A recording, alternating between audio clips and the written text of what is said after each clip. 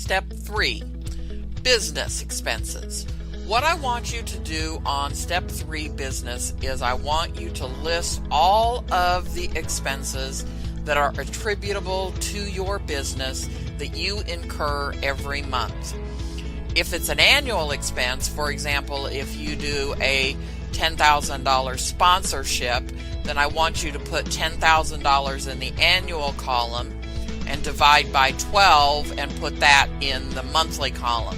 So if the sponsorship was $12,000, you would divide by 12 and put $1,000 in the per month column.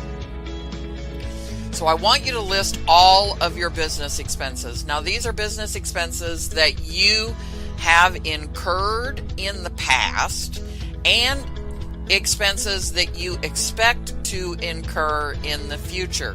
So maybe you haven't done any sponsorships yet, but you're planning to do a sponsorship in the future. So you would want to include that.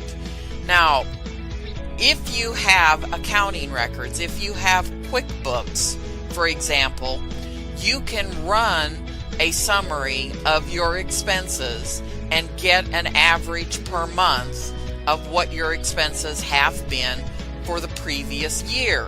Now, that's if you have QuickBooks or you have some other method of having summarized your expenses. So that's a good starting point if you're wanting to know how much your average expenses were.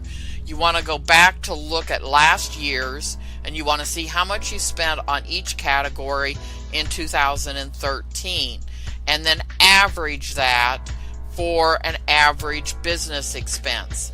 It's important to be as realistic as possible and to be as comprehensive as possible. And it is important to include everything that you want and not necessarily just those things that you already have.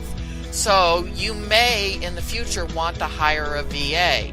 So if you want to hire a VA and you want to budget $300-400 a month for that VA, then you need to include that in this list of business expenses. And then at the bottom of the page, you're going to include a total.